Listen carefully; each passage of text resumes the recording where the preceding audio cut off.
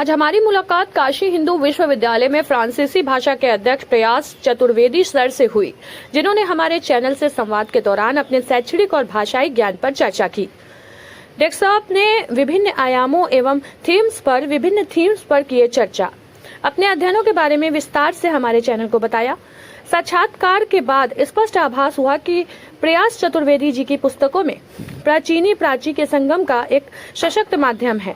कल चेतना, काव्य शास्त्र, पर्यावरणीय चेतना इत्यादि पर उन्होंने अध्ययनों में झलकता भाषाई वैविध्यता, पाश्चात्य तथा भारतीय दर्शन के अध्यक्ष शोधपरक दृष्टियों का अभूतपूर्व संगम देखने को मिला।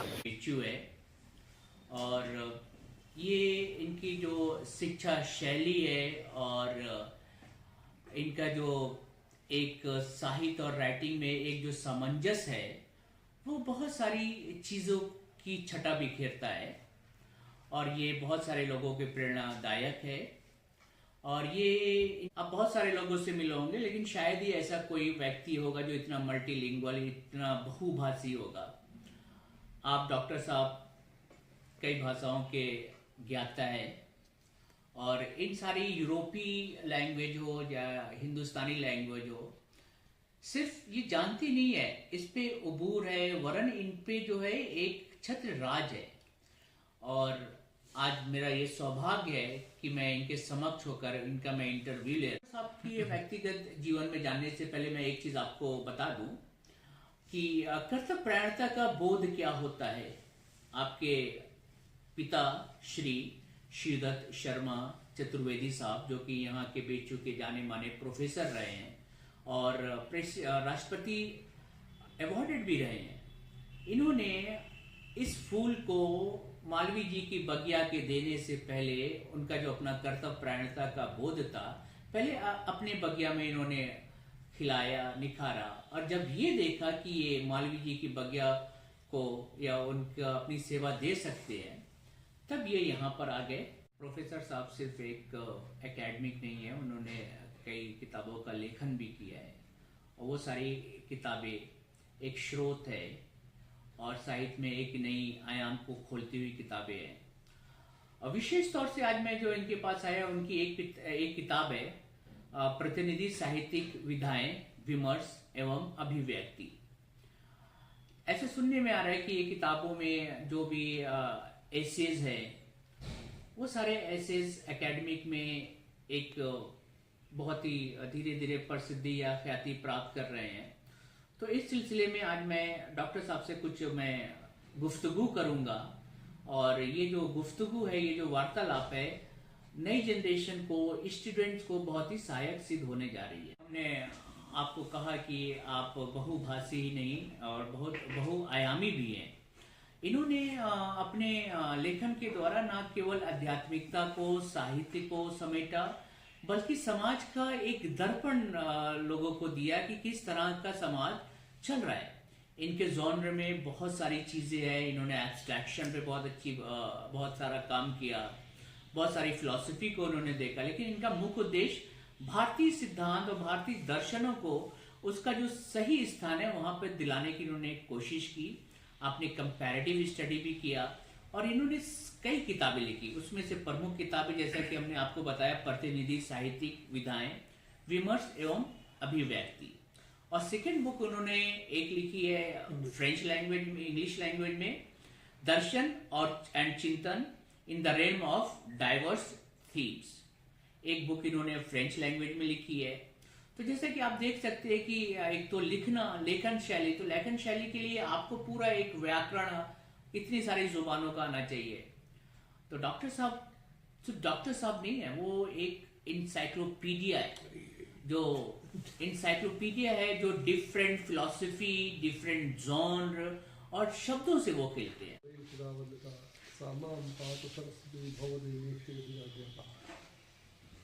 आपके चैनल को पहले धन्यवाद देते हुए अपनी बात बहुत शॉर्ट में संक्षेप के सामने रखूंगा। आपने मेरी जीवन यात्रा और मेरी शैक्षणिक जीवन और मेरी लेखन यात्रा के बारे में पूछा, तो मैं अपने जवाब में तीनों चीज़ों को समेटने की कोशिश करूंगा। और मैं एक बहुत ही सुसंस्कृत परिवार से आता हूँ मेरे पितामह आचार्य महामहोपाध्याय आचार्य गिरधारी चतुर्वेदी जी संस्कृत साहित्य, वाङ्मय और दर्शन के मूर्धन्य आचार्य थे और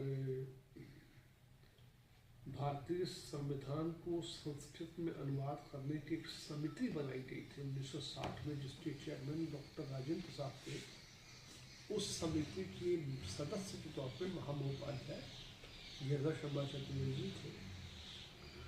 और जब संस्कृत शिक्षा के क्षेत्र में विद्वानों को राष्ट्रपति पुरस्कार उनकी सर्वोच्च संस्कृत शिक्षा के लिए दिया गया, उसमें जब से पुरस्कार शुरू हुआ तो उसके फर्स्ट रेसिपिएंट के तौर पे मेरे ग्रैंडफादर महामहोपाध्याय यशस्शेष आचार्य गिरधारी चतुर्वेदी जी थे।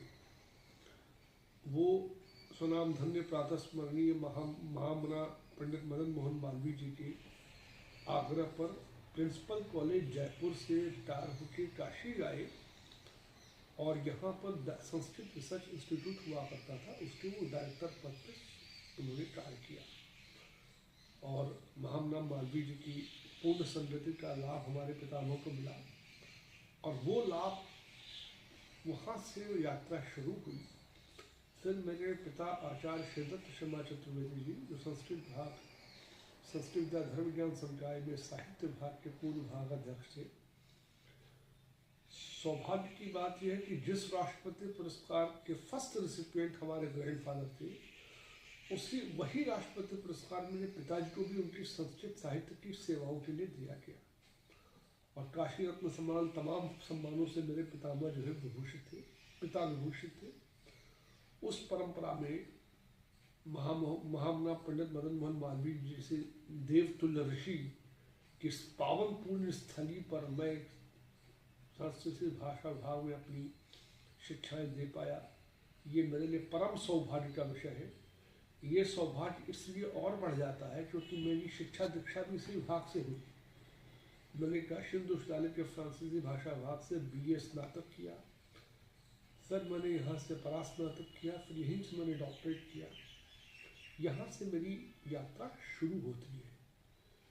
पंजाब यूनिवर्सिटी चंडीगढ़ में मैं फर्स्ट जॉब था मेरा 1996 से 1998 तक एज फ्रेंच लैंग्वेज के अध्यापक। फिर वहाँ से 1998 में मैं यहाँ काशी आया। उसके बाद से आज तक मैं यहाँ हूँ। वर्तमान में मैं काशी हिंदू विश्वविद्यालय में फ्रांसीसी भाषा विभाग का विभागाध्यक्ष के तौर पर कार्य कर रहा हूँ। और ये तो हुई मेरी शैक्षणिक यात्रा। थोड़ा सा यदि आपने चूँकि मेरी पुस्तकों का जिक्र किया, तो पुस्तक तो मैं क्या जो भी कुछ अध्ययन की दिशा और दशा इन बीते वर्षों में हुई, उनको मैं थोड़ा बहुत समेटने का प्रयास करूँगा। इस बात से मुझे बहुत आपत्ति है कि मेरे परिचय में ये कहा गया कि मैं एनसाइक्लोपीडिया, ये सब बातें तो बहुत ही हाइपरबोलिक है, बहुत एग्जैजरेशन है। वस्तुतः इस साहित्य का जो महासागर है, इसका मैं तुच्छ बूंद मात्र भी रहूं तो भी मेरे लिए बड़ा धर्म। सबसे बड़ी सम्मान और आत्मगौरव की बात मेरे लिए ये है कि मैं उस पुण्यात्माओं की परंपरा का मैं एक छोटा सा उपासक हूँ। मेरे पितामह स्वनाम धन्य महामना पंडित मदन मोहन मालवीय जी प्रातः स्मरणीय परम श्रद्धेय काशी हिंदू विश्वविद्यालय के संस्थापक, उनकी पुण्य पावन स्थली जो विद्या का मंदिर है काशी हिंदू विश्वविद्यालय, यहाँ पे पहले as a student, as a छात्र, फिर अध्यापक के तौर पे मैं यहाँ हूँ। तो ये मेरे लिए इससे बढ़ के पूर्ण श्लोक और पूर्ण सम्मान की बात नहीं हो सकती। अब मैं थोड़ा अपने जो इधर कुछ वर्षों में अध्ययन हुआ उस पर मैं प्रकाश डालता हूँ। मिर्जा भाई, आपने मेरी पुस्तक के बारे में बताया, तो पहली जो पुस्तक मैंने लिखी वो फ्रांसीसी भाषा में है, जो कुछ विश्वविद्यालयों के पाठ्यक्रम में चल रही है। उसका टाइटल है इमूक equality text comic non text मैथिव। इसको यदि इंग्लिश में ट्रांसलेट करें तो बनता है humour and some non performative comic texts. ये अपने आप में एक हास्य को लेकर किया गया अनूठा प्रयोग है, जिसमें हमने 5 अध्यायों में हास्य कैसे हमारे जीवन में अपनी उपस्थिति दर्ज कराता है, संस्कृत में एक सूक्ति है, संपूर्णम तद्दिनम व्यर्थम यत्र हासो न जायते। पूरा दिन व्यर्थ हो जाता है यदि हास्य न हो तो इस ध्येय वाक्य को आत्मसात करते हुए मैंने इस पुस्तक को लिखा। पुस्तक प्रायः 5 अध्यायों में है। पहले अध्याय में मैंने दैनिक जीवन में होने वाली घटनाओं को आधार बना के चैप्टर लिखा। उस घटनाओं को का वर्णन करते हुए मैंने उसके बारे में बताया है कि कैसे वो फ्रांसीसी भाषा के शिक्षण और अध्यापन में वो घटनाएं फ्रेंच भाषा में बता के और संस्कृत साहित्य में जो रस का सिद्धांत है, उस रस के सिद्धांत में जो हास्य रस, श्रृंगार रस के बाद दूसरा रस प्रमुखता से व्याप्त है, उसकी प्रतिध्वनि उस अध्याय में हो रही है। और भाषा की शिक्षा में कैसे ह्यूमर अपना योगदान दे सकता है हास्य, इस पूरे जेनेसिस पर ये पूरी पुस्तक है। और मुझे कहते हुए बड़ा हर्ष हो रहा है कि ये पुस्तक 3 विश्वविद्यालयों में फिलहाल पीएचडी के कोर्स वर्क में प्रस्तावित है और उसमें विद्वानों के कमेंट्स भी आए हैं। तो ये तो फ्रेंच भाषा में एक किताब है जिसमें संस्कृत साहित्य, संस्कृत वाङ्मय और प्रतीचि और प्राचीन यानी ओरिएंट एंड ऑक्सीडेंट, ईस्ट और वेस्ट को मिला के उसका सेतु बनाने का मैंने कोशिश की। इसी क्रम में दूसरी पुस्तक जो मैंने लिखी वो बेसिकली पुस्तक नहीं, मेरा निबंध संग्रह है जिसका भी मिर्जा भाई ने अभी जिक्र किया। इसका शीर्षक है प्रतिनिधि साहित्यिक विधाएं, विमर्श एवं अभिव्यक्ति। ये पुस्तक मोतीलाल बनारसी दास प्रकाशन से प्रकाशित है, दिल्ली से। ये पुस्तक मेरे अलग अलग निबंधों का संग्रह है। ये पुस्तक 2 भाग में है जिसके 2 खंड मैंने किए हैं। पहला खंड है काव्य खंड और दूसरा है हास्य खंड। काव्य खंड में मिर्जा भाई 3 लेख हैं, जिसमें पहला लेख संस्कृत वाङ्मय में काव्य, दूसरा फ्रांसीसी भाषा का साहित्य और भाषा का विद्यार्थी होने के नाते मैंने दूसरा लेख लिखा है फ्रांसीसी काव्य एक परिचय, जिसमें फ्रांसीसी कविता के स्टार्टिंग से लेके आज तक 20th सेंचुरी तक जो ओरिजिन एंड इवोल्यूशन हुआ है उस सारे चिंतन को समेटने का प्रयास किया है मैंने उन विद्वान पाठकों के लिए जो फ्रेंच भाषा नहीं जानते हैं। तो हिंदी मातृभाषा राष्ट्रभाषा होने के नाते हमारी भाषा में वो चिंतन समग्र रूप से या अल्प स्थिति में ही उनके सामने प्रस्तुत हो सके, क्रमबद्ध विधिवत सिस्टमैटिक तरीके से ये मेरा प्रयास था। इसी श्रृंखला में तीसरा जो निबंध है वो उर्दू साहित्य, उर्दू शायरी एक परिचय, जिसको मैंने 2 भाग में बांटा है। पहले भाग में मैंने सूफी ब्रह्मांड में रहस्यवादी चिंतन और भारतीय दर्शन, धर्म और आध्यात्म की प्रक्रिया में जो शब्द ब्रह्म का चिंतन है, इसको मिला के मैंने एक अध्ययन किया। उर्दू शायरी में सूफी ब्रह्मांड में रहस्यवादी चिंतन को तंजीलात सित्ता कहा गया है। तंजीलात माने तजल्ली, प्रकाश। सित्ता मीन्स अरबिक शब्द है जिसको सित्ता का मतलब होता है 6।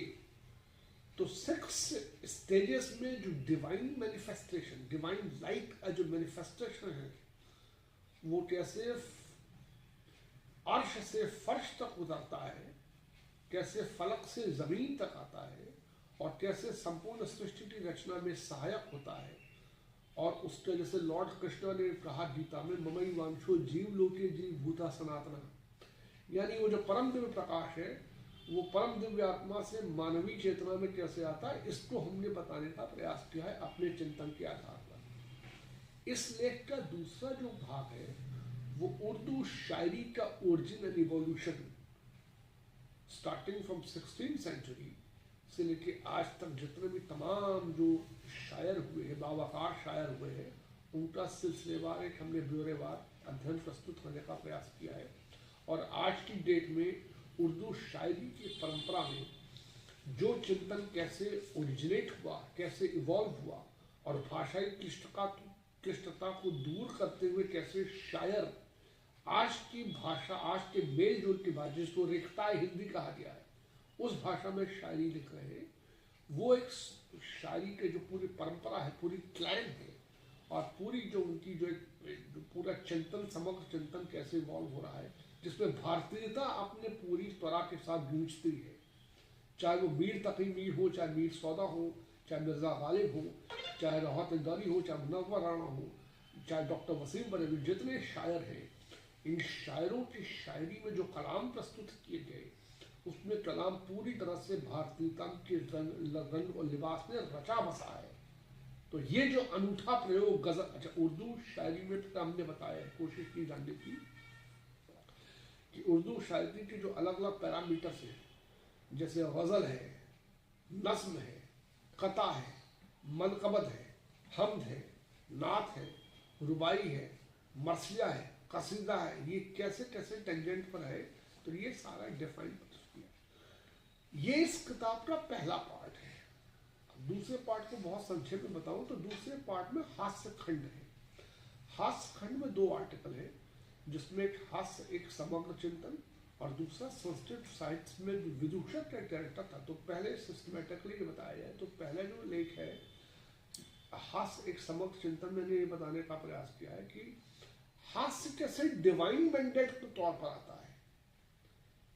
यानी आप ये देखें कि कालिदास जो संस्कृत वाङ्मय के शिरोमणि थे, उन्होंने संस्कृत में एक ग्रंथ लिखा, काव्यरचना की, मेघदूत, सब जानते हैं।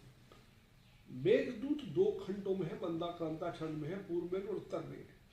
तो पूर्व मेघ में जो यक्ष बादलों को जब संदेश भेजता है अपने प्रिया के पास, उनको भेजता है एज मैसेंजर बना के, तो उसमें कहता है कि कैलाश जो है वो लॉर्ड शिवा, भगवान शंकर का अट्टहास है। राशि भूत प्रतिदशम फलम सट्टहास। यानी कहने का आशय ये है, हमने जो प्रयास किया मैंने बताने का, कि हंसना, हंसाना, प्रसन्न होना, ये डिवाइन मैंडेट है, माने ये देवाज्ञा है। इसलिए हम लोग को, हम मनुष्यों को, मर्त्यलोक वासियों को हंसना, प्रसन्न होना चाहिए, और जीवन के नाना जो अनुभव है उनको हंसते हंसते फेस करना चाहिए। और मूल भाव जो स्थायी भाव हास्य है, वो कभी भी डिस्टर्ब और डिसरप्ट नहीं होना चाहिए, ये मैंने कहने का प्रयास किया। दूसरी जो इम्पोर्टेंट बात वो ये है कि हास्य की अवधारणा में भारतीय चिंतन क्या है। तो बताया गया है कि हास्य को संस्कृत साहित्य में 3 कैटेगरी में बांटा गया है: स्मित, हसित, अतिहसित और अपहसित, विहसित। तो स्मित माने जो जेंटल लोगों का, सभ्य लोगों का हास्य होता है, सभ्य शिष्ट हास्य। इसके बाद जब दूसरा स्टेज आती है तो हसित होता है, थोड़ा सा हास्य और वोकल हो जाता है इसमें। ये बाकायदा संस्कृत साहित्य में डिफाइन किया गया है।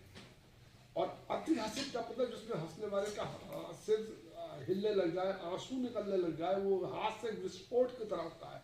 ये मैंने सिस्टमेटिकली बताया है। इसके बाद जो इम्पोर्टेंट बात वो ये है कि जो ग्रीक दार्शनिक एरिस्टोटल रहे हैं, जो फ्रेंच, जो ग्रीक साहित्य के पुरोधा थे, उन्होंने ये बताया है कि हास्य जो है वो कैथारसिस के तौर पर काम कर सकता है। हास्य can also be instrumental in the catharsis of the human emotions. तो ये इसलिए बहुत संक्रामक है, हास्य बहुत ही इन्फेक्टियस होता है। और हास्य कितना इंपॉर्टेंट रोल प्ले कर सकता है हमारे जीवन में, हमारे जीवन की क्वालिटी को इम्प्रूव करने में, ये बताया। इसका दूसरा पार्ट जो है हमने बताया है कि फ्रांसीसी भाषा के चिंतन में हास्य कैसे अपना रोल प्ले कर सकता है। वो एक टीचर के गवर्नेंस और उसके कला के अध्यापन शैली और कौशल पर निर्भर करता है कि वो कैसे हास्य को इन्वॉल्व करके, हास्य को इंटीग्रेट करके अपनी टीचिंग को और इफेक्टिव बना सकता है। इस पर ये पूरा आर्टिकल है। इसी कड़ी में 5वां आर्टिकल जो है वो हमने लिखा है विदूषक। संस्कृत वाङ्मय में, संस्कृत साहित्य में जो विदूषक का जो कैरेक्टर था, तो नाट्यशास्त्र जो रचयिता थे आचार्य भरत मुनि, वो 5वीं शताब्दी से 2वीं शताब्दी ईसा पूर्व तक थे। तो वो एक लेजेंडरी फिगर, उन्होंने नाट्यशास्त्र लिखा। नाट्यशास्त्र में इस नाट्य विधाओं को कैसे स्थापित किया जाता था, अंकितवाचक साहित्यकार अभिनय के आधार पर, ये उसको उन्होंने स्थापित किया। और उसके बाद उन्होंने विदूषक का कैरेक्टर गढ़ा। क्यों गढ़ा? क्योंकि संस्कृत नाटक प्राय जो थे वो गंभीर विषयों पे होते थे, जिसमें देवताओं का चिंतन, राजनीति, पॉलिटिकल। तो उसको देखने सुनने वाला कहीं थोड़ा सा वो उसके अंदर उबाऊपन न आ जाए, तो उनके अटेंशन को डाइवर्ट करने के लिए विदूषक स्टेज पर आया करता था और वो अपनी ऊल जलूल हरकत, अपनी विचित्र भाव भंगिमा, अपने अजीबोगरीब संवाद, उसमें 4 तरह के उसके डायमेंशन थे, राजा, जीवी, लिंगी, तापस, उससे वो दर्शकों का मनोरंजन करके थोड़े से उनके माइंड को डिस्ट्रैक्ट करता था ताकि वो फिर से फ्रेश हो सके, दिमाग उनका जो है स्थिर हो जाए, फ्रेश हो चिंतन उनका हो और थोड़ा सा और एक ताजगी आ जाए, और ताकि फिर वो अपने प्ले को पार्ट नाटक को और अच्छी तरह देख सके। तो ये हमने बताने का प्रयास किया। अच्छा, इसका एक जो इम्पोर्टेंट एस्पेक्ट वो है कि फ्रेंच कॉमेडी में 17वीं शताब्दी का एक बहुत रेनाउंड नाटककार हुआ है मॉलियर। तो मॉलियर की कॉमेडी में वो जो अपने कॉमेडी के जो कैरेक्टर्स उठाया करता था, फ्रेंच कॉमेडी, और डिटेल में थोड़ा और जाऊँ तो फ्रेंच कॉमेडी के कई डायमेंशंस हैं। जैसे वर्ड है क्विप्रॉक। क्विप्रॉक का मतलब होता है कि ऊल जलूल हरकतों को भर देना। उसका मेन उद्देश्य हुआ करता था कि सामाजिकों का मनोरंजन, मतलब वो अपने कैरेक्टर्स मॉलियर उठाता था समाज से ही, इसलिए उसके कैरेक्टर बड़े लाइवली लगते थे। उसमें मैंने ये जो कंपेरेटिव स्टडी किया उसको मैंने ये बताने का प्रयास किया, जो विदूषक जो संस्कृत नाटकों से गायब हुआ तो वो फ्रेंच नाटकों में दिखाई देने लगा। अच्छा, फ्रेंच नाटक जो होते थे वो पूरी तरह से हास्य पर ही बेस्ड होते थे। संस्कृत नाटकों में ये चिंतन में ये मैंने बताया कि ये डिफरेंस था कि संस्कृत नाटकों में विदूषक का जो कैरेक्टर था वो बड़े थोड़े समय के लिए आता था। फ्रांसीसी नाटकों में ये विदूषक का कैरेक्टर पूरा विस्तार लेता है, जिसको कोर्ट जेस्टर या बुफोन बोलते हैं। फ्रेंच में वर्ड है बुफोनरी। तो जो बुफोनरी का जो कैरेक्टर था वो मैं ये इस आर्टिकल में मैंने ये समेट के बताने का प्रयास, जिसमें मेरा पूरी पुस्तक आ रही है फ्रेंच में, उसमें मैं बाद में बात करूंगा। वो बहुत ही गंभीर चिंतन के साथ मैं ये बताने का कि विदूषक का कैरेक्टर अपने अलग अलग डायमेंशंस में कैसे फ्रेंच नाटकों में दिखाई दे रहा है। अच्छा, फ्रेंच नाटक जो होते थे उस समय की जो सामाजिक परंपरा थे, प्रोसेस थे, उसमें एक पिरामिड होता था। माने जो सोशल स्ट्रक्चर था उसमें लॉर्ड जो है सोसाइटी के हेड टॉप पर हुआ करता था, और वाले जो होता था वो बेस था, वो दास वर्ग था। तो फ्रांसीसी नाटकों में जो बहुत इंपॉर्टेंट बात जो निकल के मैंने अपने अध्ययन में पाया वो ये पाया कि उसका जो नाटक जो कैरेक्टर था, वो उसका जो दास था वो नाटकों में ज्यादा इंपॉर्टेंट रोल प्ले करता, क्योंकि फ्रांसीसी नाटक ज्यादातर प्रेम कथाओं पर आधारित थे। अब प्रेमी युगल है, वो शादी करना चाह रहे हैं, उन जैसे हिंदी पिक्चर में उनका बाप बाप चाहता है कि वो लड़की हमारे पसंद के हमारे टाइप की वो लड़की शादी करे, अब लड़की किसी और को चाहती है। तो उसके बीच में डायलॉग हो कैसे, तो विदूषक की ये लोग हेल्प लेते थे ज्यादातर। तो विदूषक क्या करता था, क्योंकि वो घर का नौकर होता था ज्यादातर, तो वो अपने मालिक को किसी न किसी तरह से, अच्छा इनकी समस्या वैवाहिक जीवन हो गया, वैवाहिक जीवन शुरू करने के लिए उनको पैसा चाहिए। बाप बहुत पैसे वाला था लेकिन था बड़ा कंजूस। अब बाप की शर्त होती थी तुम शादी जब हमारे मर्जी से करो तभी पैसा देंगे। तो विदूषक जो रोल प्ले करता था, विदूषक के डायमेंशन, विकास के 2 डायमेंशन है, संकोच और विकास। तो संकोच में संकुचन, उसकी मानसिकता जब संकुचित होती थी तो वो उनसे खुद ही वो मालिक से धन ऐंठने की कोशिश करता है। लेकिन जब उसके व्यक्तित्व का विकास होता है तो प्रेमी युगल की मदद करने के लिए वो धन ऐंठता है मालिक से, इनको देता है, और वो बीच में फिलर का काम करता है। ये सारा चीजें मैंने अपने उस विदूषक वाले कैरेक्टर में अध्याय में बताने का प्रयास किया है। इस तरह से ये मेरा अध्ययन पूर्ण होता है 5 आर्टिकल इस पुस्तक में। ये तो हिंदी प्रतिनिधि साहित्यिक विधाएं, विमर्श एवं अभिव्यक्ति, इसके बारे में हुई बात। इसी सिलसिले में, इसी कड़ी में बहुत संक्षेप में एक इंग्लिश में भी मैंने अलग अलग निबंधों पर किताब लिखी है, जिस JB मोतीलाल बनारसी दास से आई है, प्रकाशन दिल्ली से, जिसका टाइटल है दर्शन एंड चिंतन in the realm of diverse things. इसका भी फॉर्मेट वही है। इसमें मैंने 3 खंड किए हैं, पोइट्री, आर्ट्स एंड एस्थेटिक्स, और दूसरा है इको क्रिटिसिज्म, और तीसरा है टाइम एंड डेस्टिनी। ये पुस्तक इंग्लिश में है। इसमें जो पहला हमने पोइट्री, आर्ट्स एंड एस्थेटिक्स है, इसमें 3 आर्टिकल है। पहला article visual art in Europe west, कहने का उद्देश्य ये है कि फ्रांसीसी भाषा और साहित्य का छात्र होने के नाते और शिक्षार्थी होने के नाते मैंने ये पाया कि विजुअल आर्ट का जो ओरिजिन एंड इवोल्यूशन पूरा इवॉल्व होकर पूरी दुनिया के सामने खुल रहा है, वो कैसे अपना विस्तार लेता है।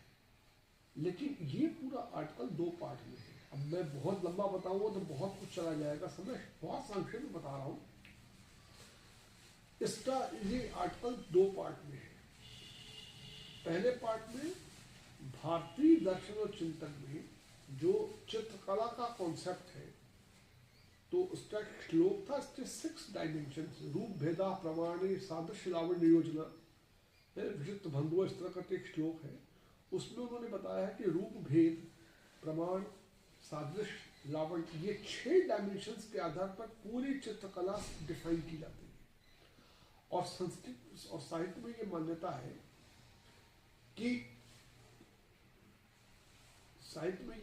है कि ललित कलाओं का अंतः संबंध होता है। ललित कलाओं का अंतः संबंध होता है। काव्य जो है वो कला है, विधा है। आर्टिकल था, तो फर्स्ट आर्टिकल जो विजुअल आर्ट इन वेस्ट, इसको थोड़ा सिस्टमेटिकली बताएं। तो ये विजुअल आर्ट इन वेस्ट का मतलब, इसको आर्टिकल को मैंने 3 पार्ट में बांटा है। तो पहले पार्ट में भारतीय दर्शन एंड चिंतन में ललित कला सांगोपांग 6 अंग है, जैसे मैंने बताया, रूप भेद प्रमाण सादृश्य वर्णिका भंग और 2 डायमेंशन। तो ये जो 6 है, इनके आधार पर ये 6 जो पैरामीटर्स है, ये भारतीय चित्रकला को स्थापित करते हैं, जिसमें विष्णु धर्मोत्तर पुराण, सम्रांगण सूत्रधार तमाम पुस्तकों में है। ये 6 जो श्लोक है, ये जो 6 पैरामीटर्स हैं, ये पैरामीटर्स फाइन आर्ट्स यानी चित्रकला और ललित कला को के जेनेसिस में है। तो मैंने इस आर्टिकल को शुरू किया अपने चिंतन से, फिर इसका विस्तार, इसका एक्सपेंशन मैंने देखने का ये प्रयास किया कि वेस्टर्न पेंटिंग और western sculpture arts, fine arts में ये कहाँ कहाँ दिखाई पड़ रहा है, कैसे रिफ्लेक्ट हो रहा है। इस आर्टिकल के में जब आगे बढ़ता हूँ तो मैंने कविता और कला, इसमें क्या अन्योन्याश्रित संबंध है, इसके बारे में मैंने बात की है। कहा जाता है कि कविता एक मौन चित्रकला है और चित्रकला एक शब्दमय काव्य है, या यूं कहा जाए कि चित्रकला एक मौन काव्य है और कविता एक मौन चित्रकला है। ये अवधारणा इस बात को स्थापित करती है, इसमें डॉक्टर कुमार विमल के अध्ययन का चिंतन वर्णन है कि ललित कलाओं में तात्विक अंतः संबंध होता है, एक underpinning relation, there exist an underpinning relation among all visual arts and arts. इस यहाँ से जब हम बात अपनी आगे बढ़ाते हैं तो हमने उसमें ग्रीक का वर्णन किया है। ग्रीक सभ्यता में एक जो ग्रीक और स्पार्टा और ट्रॉय की जो लड़ाई थी, उसका स्पेसिफिक वर्णन किया है, जिसमें वो कहता है कि ग्रीक दर्शन और चिंतन में एक जब उसकी खुदाई हुई तो विल्किनमैन जर्मन दार्शनिक थे, ऑथर थे, उन्होंने इसको, उसमें एक पेंटिंग आई जिसमें ग्रीक, स्पार्टा और ट्रॉय की लड़ाई का वर्णन है, जिसको ट्रोजन हॉर्स कहा गया है। उसमें उन्होंने ये बताने का प्रयास किया कि जो ग्रीक जो पेंटिंग थी, उसमें जो स्पार्टा और ट्रॉय की लड़ाई हुई, उस लड़ाई में डिविनिटी भी इन्वॉल्व थी। तो उसमें कैरेक्टर है, उसका नाम है लेसिंग। लेसिंग का ये था कि वो ग्रीक योद्धा था और जब वो लकड़ी घोड़े को वो अंदर लेके आ रहे थे तो उसके अंदर सैनिक छिपे हुए थे। तो उसने उनसे कहा कि ये, और वो बड़े उनको लगा कि 8-10 दिन में ये लोग चले गए हैं, और वो लेके आए इसको, तो लेके आके जश्न मनाने लगे। तो उसने लेसन ने कहा कि नहीं, ये तुम लोग समझ नहीं पा रहे, ये बेसिकली षड्यंत्र है। तो तुम लोग उसको अंदर मत, बाकी इस घोड़े को रखने को, घोड़े को जला दो, क्योंकि ये एक षड्यंत्र की गंध आ रही है इसमें। तो ये बात डिविनिटी को नागवार गुजरी। उन्होंने क्या किया, 2 अजगर भेजे लेसिन के उसके 2 लड़कों को डसने के लिए। इसी जेनेसिस पे, इसी कथानक पर पेंटिंग बनाई गई और ग्रीक काव्य ने इसको वर्णन किया, जिसको होमर का अनैडा है, आपने सुना होगा। ग्रीक कवि जो था होमर, उसने अनैडा लिखा था। और जो इलियड, ये जो जितने भी ग्रीक कथानक है वो इस पे बेस्ड थे ज्यादातर। इसमें क्या, तो जो पेंटिंग निकल के आई, तो पेंटिंग में जब वो दोनों सर्प उनको डस रहे हैं, तो उसके चेहरे पर जो दर्द की अभिव्यक्ति है, वो अभिव्यक्ति पूरी नहीं आ रही है। और जब अनैडामस ने इस वर्णन लिखा, तो उसने दर्द की अभिव्यक्ति की इंतहा तक गया वो।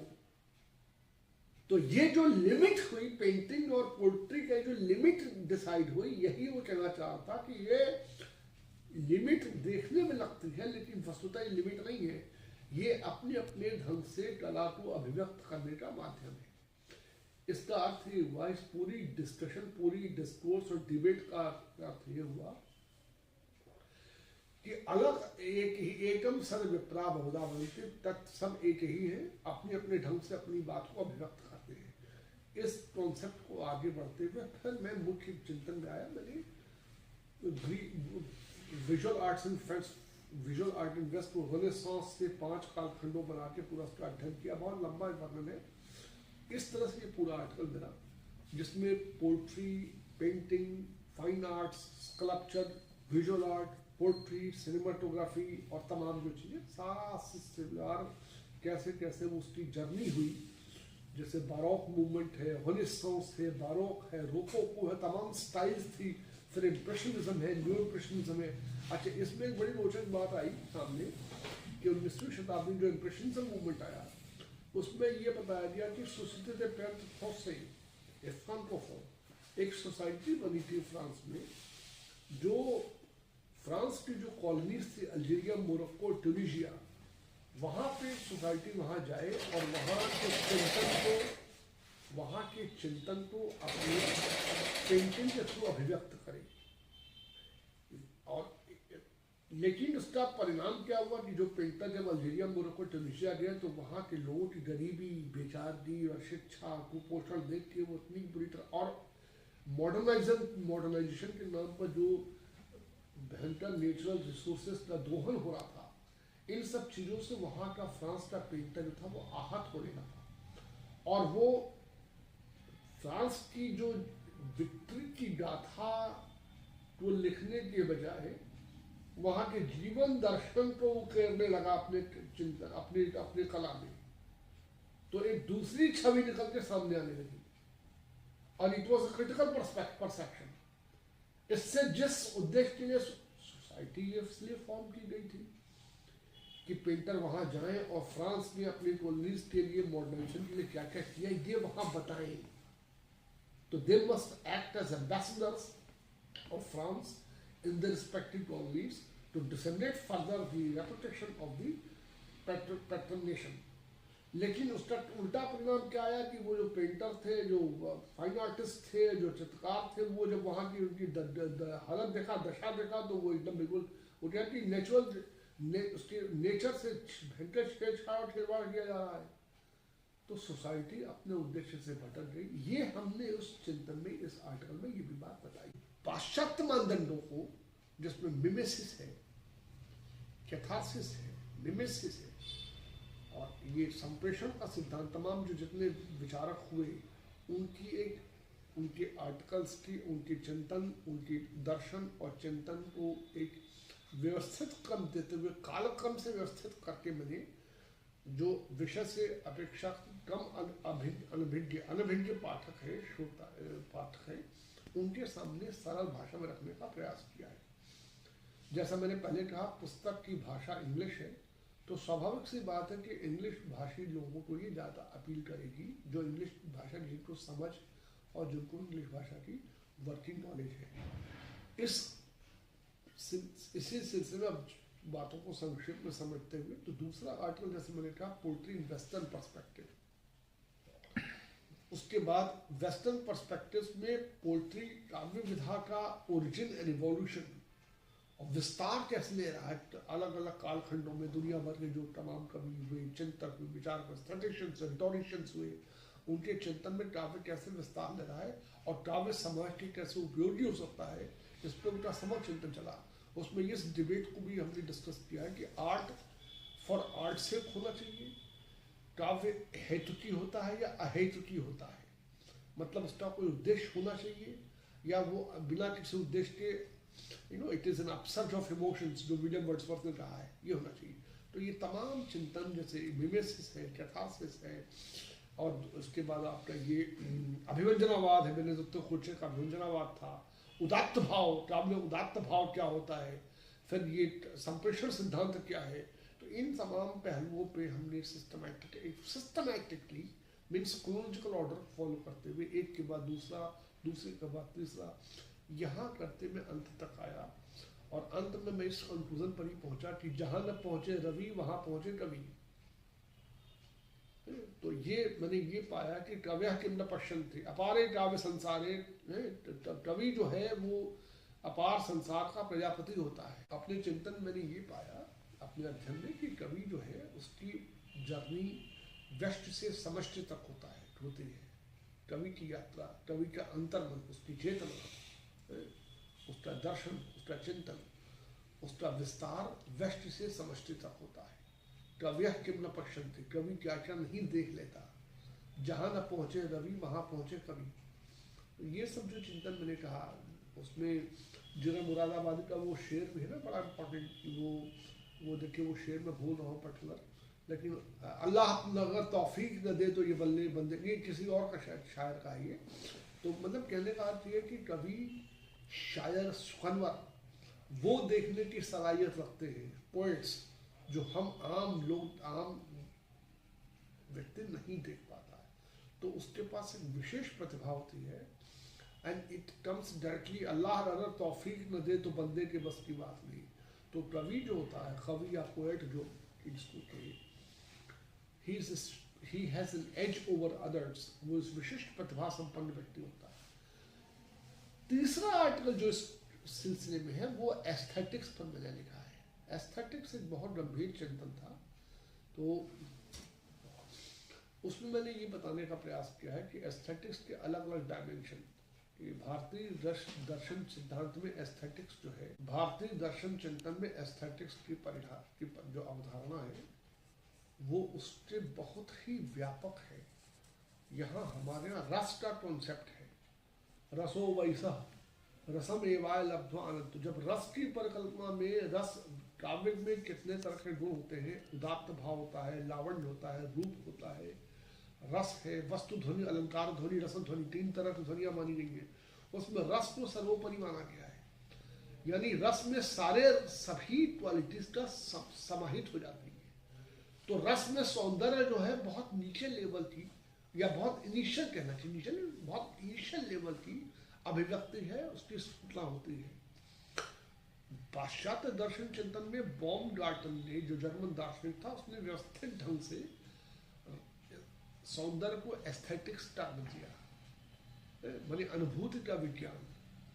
उसके बाद फिर इमानुएल कांट, फिर तमाम एस्थेटिक, जॉर्ज सांताना आए, तमाम लोग आए, उन्होंने जो है रस के कॉन्सेप्ट को और आगे। तो मैंने इस आर्टिकल मैंने ये कहने का प्रयास किया है कि रस, जिस सौंदर्य बोध जो है, भारतीय चिंतन पहले दृष्टि और फिर पाश्चात्य चिंतन। तो भारतीय दर्शन में जब चिंतन की बात करेंगे तो काव्य आएगा, रस सौंदर्य काव्य में झलकता है, चित्रकला में झलकता है, तो ये और इन सौंदर्य, तो एस्थेटिक्स चिंतन करने में पाश्चात्य कवि, विचारक, रिटोरिशियंस रस तक पहुंच पाए, माने उनको रस इंपैरेटिव फॉर्म में निकल के सामने आया, उनको रस को स्पर्श करना ही पड़ा। उसके बाद मैंने ये बताने का प्रयास किया है कि रस को, सौंदर्य को भारतीय दर्शन चिंतन में इसका पूरा अनूठा पहलू जो छिपा हुआ, वो इस आर्टिकल मैंने लाने का प्रयास किया है। संस्कृत वाङ्मय में वैहायस का कॉन्सेप्ट है। अब मुख्य बात मैं बता दूं, वैहायस का मतलब होता है अंतरिक्ष। तो मैं जो कॉस्मिक और एस्ट्रोलॉजिकल पर्सपेक्टिव है एस्थेटिक्स का, वो मैंने बताने का प्रयास किया है। देखिए, कार्तिक मास की जो शुक्ल पक्ष की पूर्णिमा होती है, जिसमें चंद्रमा अपने पूर्ण यौवन पर होता है, तो यहाँ पे भगवान कृष्ण को चंद्रमा माना गया है। तो वो चंद्रमा जो आकाश में 3 तरह की गति होती है, मासिक, सांवत्सरिक और आयनिक। जिस समय चंद्रमा आकाश में विचरण करता है, उसी समय भगवान कृष्ण, लॉर्ड कृष्ण मथुरा वृंदावन की पूर्ण जमीन पर अपने पैर रखते हैं और वो रास करते हैं गोपियों के साथ। तो रास बेसिकली, रास और महारास, ये बेसिकली कॉस्मिक घटना है, क्योंकि भगवान कृष्ण जो है चंद्रवंशी है। तो जो चंद्रमा की जो गुण थे वो उनके अंदर आ गए, ये मैंने बताने का प्रयास किया। जो मैंने एस्थेटिक पर्सपेक्टिव से यदि इस आर्टिकल को बताए, तो ये बड़ी महत्वपूर्ण बात हमें जानना लाना चाहता था कि जिस तरह भगवान कृष्ण की राधा है, उसी तरह से चंद्रमा की राधा कौन है? तो चंद्रमा की राधा चंद्रमा की चांदनी है, जिसको बोलते हैं नित्य वक्ष स्थल स्थिता राधा।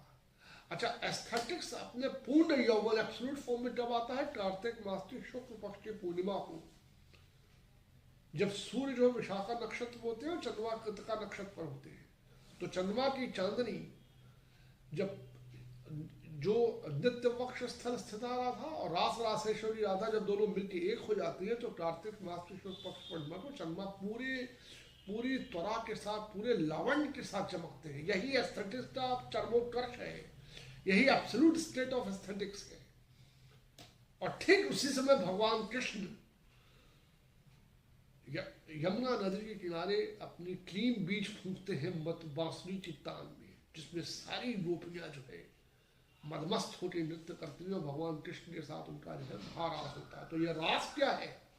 ये रास वस्तुतः चंद्रमा की गतियां हैं, मासिक, सांवत्सरिक और आयनिक, जिसके गति के दौरान पृथ्वी पर दूध, घी, शहद इत्यादि बरसता है। तो ये इंपॉर्टेंट। अच्छा, गोपी क्या है? संस्कृत में गो का मतलब होता है रश्मियां, पी माने पान करने वाली, यानी चंद्रमा रूपी नक्षत्र की चांदनी की किरणों का पान करने वाले जो ग्रह हैं वो गोपियां हैं। ये मैंने इस आर्टिकल में बताने का प्रयास। तो इस तरह से ये आर्टिकल कंप्लीट होता है। तीसरा आर्टिकल इस कॉन्सेप्ट में ये है, उसमें हमने पर्यावरण की चेतना को भारतीय दर्शन और पाश्चात्य दर्शन में समझने का प्रयास किया है। पर्यावरण भारतीय दर्शन चिंतन में कैसे हमारा जो इकोलॉजिकल बैलेंस है वो कैसे रिफ्लेक्ट होता है, कैसे झलकता है, और उसका व्यस्त। तो पूरे दर्शन और चिंतन में मेरे जो चीज मुख्य बात निकल के आ रही है, प्रतीचि और प्राची हमारे जो एक इंटरडिसिप्लिनरी पर्सपेक्टिव इमर्ज होता हुआ दिखाई पड़ता है। इसमें फिर दूसरा पार्ट आर्टिकल है, एक फ्रांसीसी 20वीं शताब्दी का फ्रांसीसी साहित्यकार हुआ, नाटककार, उपन्यासकार हुआ, अल्बेर्ट कैम्यू। उसने एक नॉवल लिखा था जो ग्लोब ट्रॉटर हो गया नॉवल, जो जिसको दुनिया भर में जिसको ख्याति मिली, जिसके तमाम भाषाओं में अनुवाद किया गया। उसका नाम था ला पेस्ट। ला पेस्ट एक महामारी का वर्णन करता है। तो ला पेस्ट में मैं जो बताने का प्रयास कर रहा हूँ, ला पेस्ट एक तरह का फ्रांस ये दूसरे वर्ल्ड वॉर के दौरान लिखा गया उपन्यास था, जिसमें जर्मनी ने पूरे दुनिया को अपने कब्जे में लिया। उसने फ्रांस के 2 शहर ले लिए थे, अल्सास और लॉरेंस। तो इस उपन्यास का जो कथानक है, पृष्ठभूमि है, ये ही ऐतिहासिक सेकेंड वर्ल्ड वॉर की घटना को के जेनेसिस में है। हुआ क्या कि ओरोम शहर है, उसमें महामारी फैल गई है, तो ओरोम शहर को बंद कर दिया गया है। और अभी जो पेंडेमिक आया, तो पेंडेमिक में जिस तरह का लाइफ थ्रेटनिंग सिनेरियो इमर्ज हुआ, उसका सटीक रिफ्लेक्शन उस उपन्यास में दिखाई पड़ता है। माने शहर पूरा बंद, सड़कें वीरान, ये वीरान, लेकिन तब भी तमाम लोग निकल रहे हैं। वो जीवन, डॉक्टर, सैनिटरी इंस्पेक्टर, सब लोग संघर्ष कर रहे हैं जीवन को बचाने के लिए। इस चिंतन को, इस उपन्यास को मैंने गीता के कर्मयोग से जोड़ा है।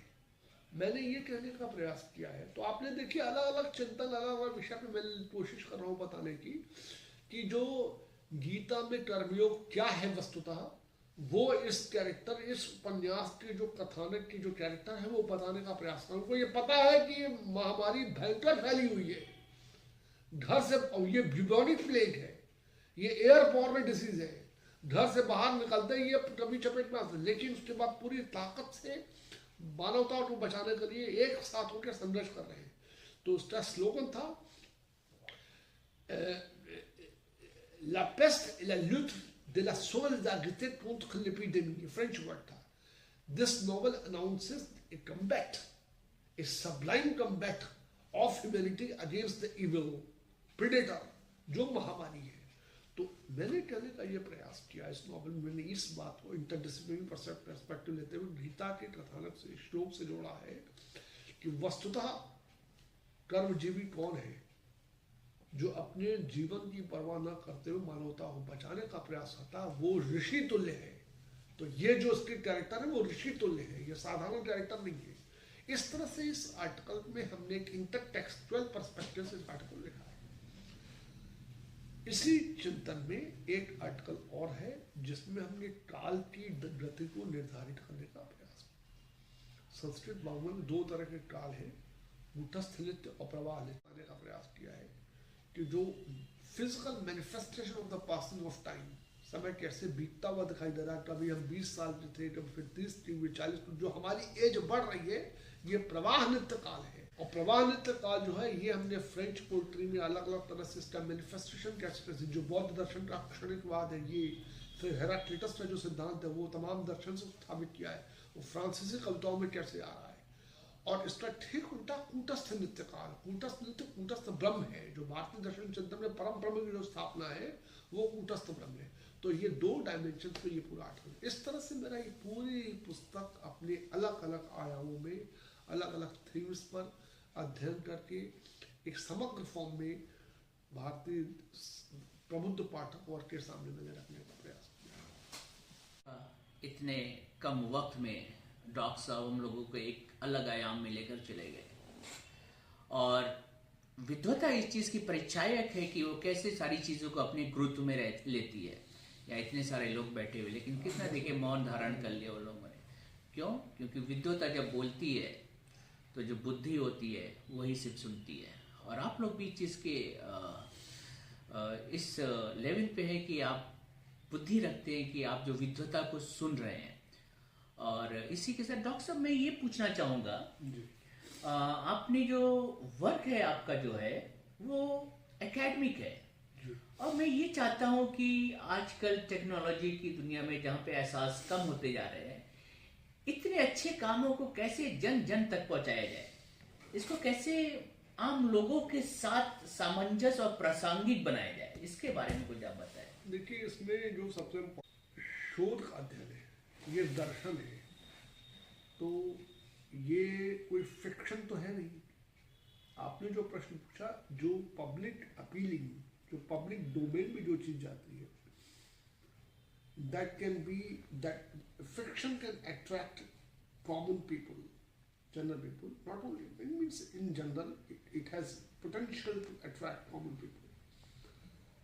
बट द फैक्ट इज कि ये जितना भी मैंने अभी तक जितने शोध आर्टिकल्स और रिसर्च और अध्ययन और की बात की, कलेक्शन ऑफ एसेज और आर्टिकल, नो डाउट ये सामान्य जनता मीन्स जो सामान्य पाठक वर्ग है,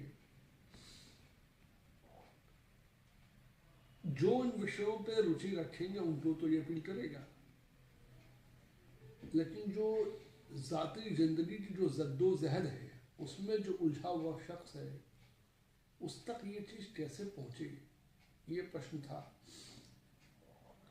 तो उसमें जो जीवन को परिभाषित करता हुआ दर्शन है, यदि उस दर्शन को मैं ढंग से अपनी बात पे व्यवस्थित ढंग से कह पाया, और आम भाषा, आम लोगों की भाषा में, वो उसमें आपके संचार माध्यम, आपका मीडिया बहुत बड़ा रोल प्ले करता है कि वो कैसे, जो हमने आज जो साक्षात्कार आपने लिया, जो मैंने दिया, उसमें जितनी बातों को मैं समेट कर पाया, तो वो बातें ये तो एक स्पीच के तौर पे, डिस्कोर्सेस के तौर पे सामने आई।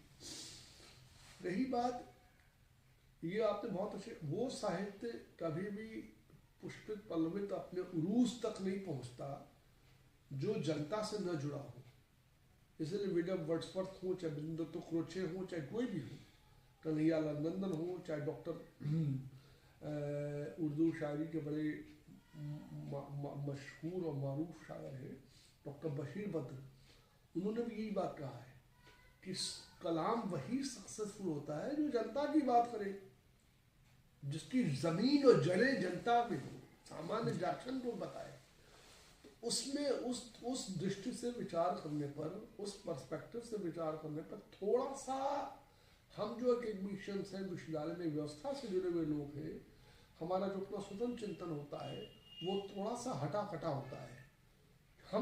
हमारी अप्रोच, हमारा जो एक्सेस है या हमारी आवाज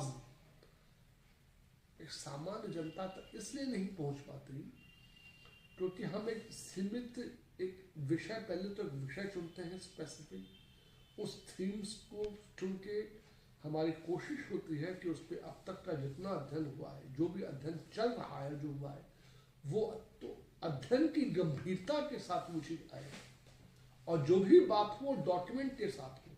तो सामान्य व्यक्ति जो है वो उसी, मेरे कहने का आशय था कि वो यदि उस अध्ययन को पढ़ने की, समझने की, इसके अंदर समय, उसके पास समय, धैर्य है तो उसको समझ पाएगा। अदरवाइज ये एक सीमित मास वर्क के लिए एकेडमिक वर्क, एकेडमिक लोगों तक ही उसकी पहुंच और उसकी सीमा निर्धारित होती है। Thank you, Dr. Saab, giving your precious time to this channel. So nice of you, and we are really very indebted to you. Doctor साहब, आप देख रहे हैं कि एक प्रातः इंतजार में है जिससे हम कल रूबरू होने जा रहे हैं। एक शहर इंतजार में है एक नए युग को लिखने के लिए। कुछ नए साल पे डॉक्टर साहब आप कुछ कहेंगे? नए साल पे हम क्या, हम लोग जितने हैं सब खुश रहें, प्रसन्न हों, नववर्ष का स्वागत करें उसी तरह के साथ, जिस तरह से भरे मन से इस साल को विदा दे रहे हैं, उसी तरह से, उसी फ्लाइट ऑफ इमोशंस के साथ हम नए साल का स्वागत करें और हम सब एक दूसरे को शुभकामनाएं दें। हमारे जीवन से बाधाएं, दुख, कष्ट कम हों और सबके जीवन में सुख, शांति, समृद्धि आए। इंशाअल्लाह सबके जीवन में तरक्की हो, सब तरक्की याफ्ता हो और सबके नया साल, जो लोग पीड़ित हैं, बेचैन हैं, बेजार हैं, उनको सुकून के पल मुहैया कराए और जो लोग जीवन की जद्दोजहद में उलझे हुए हैं उनको, उनके मन को, दिलो दिमाग को थोड़ा करार आए और वो उनकी अपनी तरक्की और उन्नति के रास्ते प्रशस्त हों, उनका घर में खुशियाँ आए, शुद्ध सुख, शांति, समृद्धि आए। यही शुभकामनाएं हम सब एक दूसरे के लिए करते हैं। पूरी मानवता इस नए साल में, नए साल का पूरी गर्मजोशी से स्वागत करे। पूरी मानवता इसके आनंद का उल्लास और उत्सव मनाए। Thank you, Dr. Saab. Yeah, viewer, in case you want to know something more about French language के बारे में या कोई भी साहित्य के बारे में, तो एक हमारा जो डिजिटल प्लेटफॉर्म है उस पर हम लोग सारी चीज़ें जो है नीचे जो है रेफरेंस डाल देते हैं। अब डॉक्टर साहब से कोई भी क्वेश्चन, उनकी बुक से रिलेटेड कुछ भी आप पूछ सकते हैं, ठीक है? लेकिन आप एक बार क्वेश्चन उसमें डाल देंगे, डॉक्टर साहब जब फ्री होंगे तो आपके सवालों का जवाब देंगे। Thank you joining us.